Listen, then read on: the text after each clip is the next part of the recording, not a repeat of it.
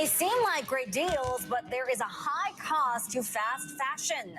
Zara, accusée de faire travailler via ses sous-traitants des réfugiés syriens en Turquie et des enfants âgés de moins de 10 ans. Bonjour Antoine Gignot. 15 tonnes de vêtements de la célèbre marque danoise H&M partiraient chaque année en fumée. Globalization has completely changed how the things we use every day are made.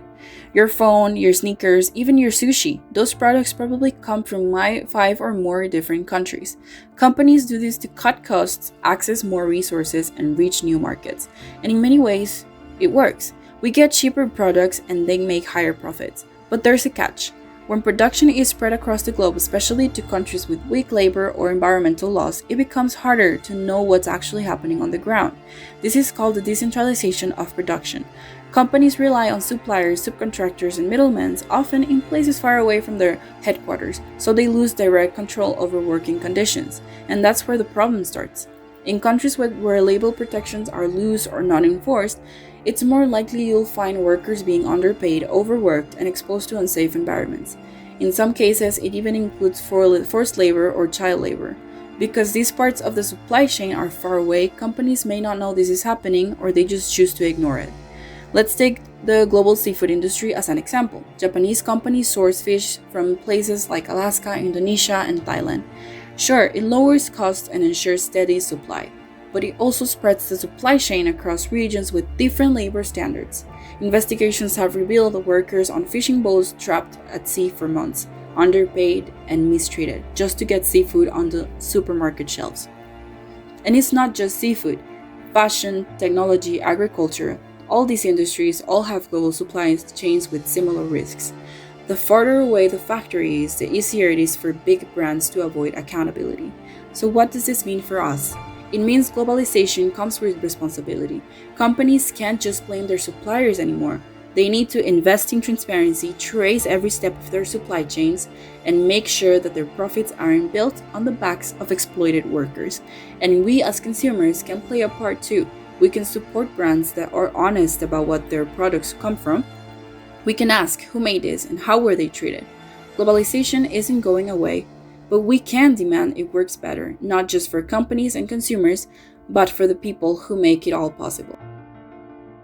Adding to that, when supply chains extend into other nations, the true concern is not only where products are manufactured, but also the quality of working conditions there. The legal, economic, and political systems in each country play a major role in shaping those conditions, and in determining whether workers are protected or exposed to harm. Similarly, in the United States, there are laws that aim to prevent forced labor from entering supply chains. The Tariff Act of 1930 allows U.S. authorities to block imports made with forced labor, giving the government a tool to keep abusive practices out of the market. California's Transparency in Supply Chains Act, on the other hand, focuses on public accountability. It requires large companies doing business in the state to share what steps they are taking to prevent human trafficking and forced labor in their supply chains. While the law doesn't require companies to follow a specific process, it encourages openness and helps the public better understand how goods are produced. But those protections don't exist everywhere. In many countries, especially those with fewer resources or weaker institutions, legal standards are either limited or not consistently enforced.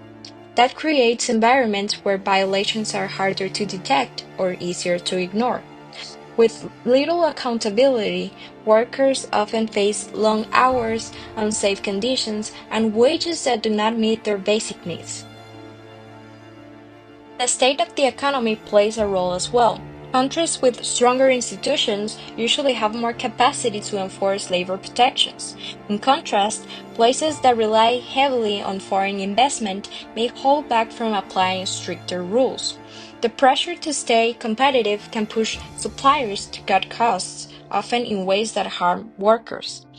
In 2024, more than 600 cases of migrant worker abuse were reported across industries like agriculture, construction, and manufacturing.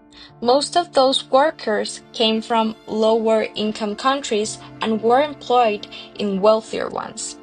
These patterns reflect a deeper imbalance that shapes the structure of global trade. Political conditions affect outcomes too. In authoritarian states, labor rights are often limited. Workers may be punished for speaking out or prohibited from organizing, and corruption may make it difficult to report and deal with abuse.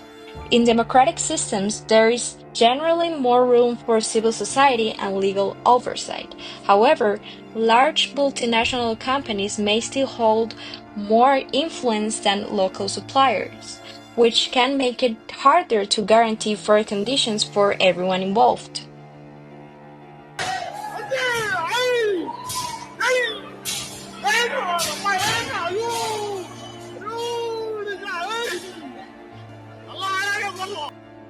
Are companies doing enough to prevent exploitation? At its core, ethics is business means doing what's right, even when it's not legally required. Many workers, especially in developing countries, face unsafe conditions, low wages, and even forced labor. In response, some companies embrace corporate social responsibility, CSR, aiming to go beyond profits by promoting fair labor, ethical sourcing, and community well-being. But too often, CSR is treated as a marketing tool rather than a serious commitment. True corporate responsibility must be backed by transparency, accountability, and action. Sustainability also plays a key role because ethical supply chains are just not about people today, but about protecting the environment and future generations. Unsustainable practices that exploit labor and destroy ecosystems create long-term harm for everyone.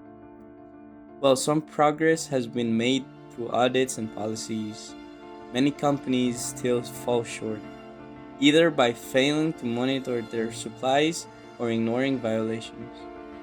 To truly respect human rights, businesses must treat ethics and CSR and sustainability not as a buzzword or an entertaining tool, but as a guiding principle.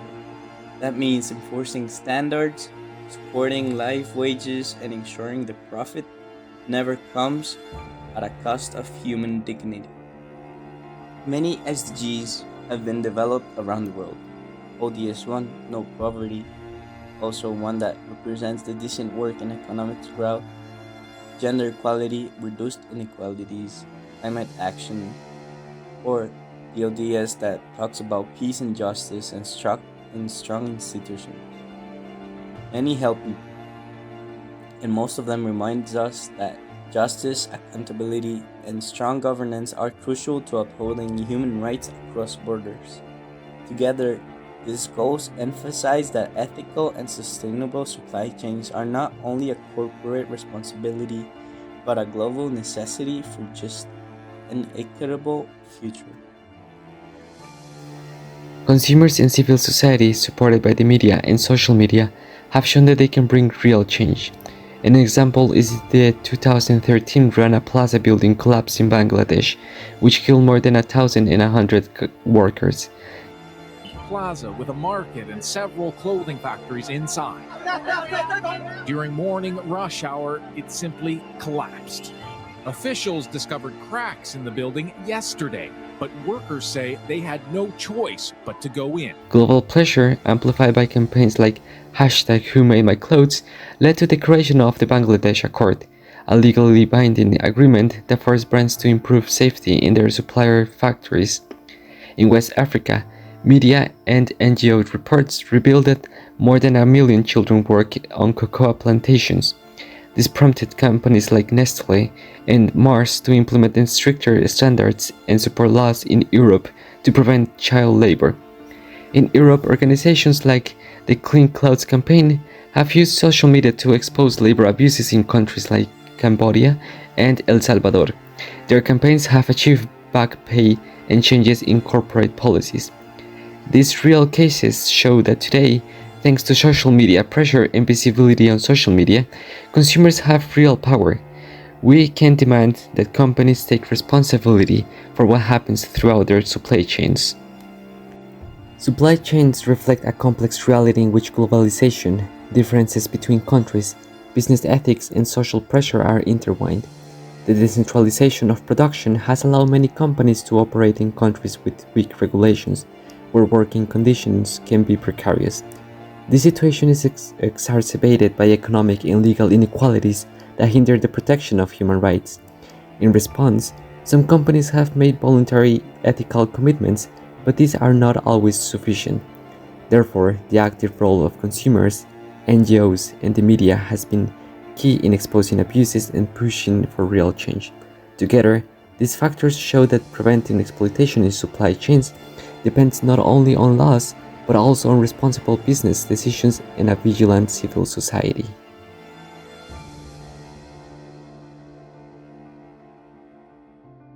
It would have been nice if we'd gone that way. My dream was to become a doctor, but since I can no longer do that, I work in clothing factories to pay for my sister's education so she can become a doctor.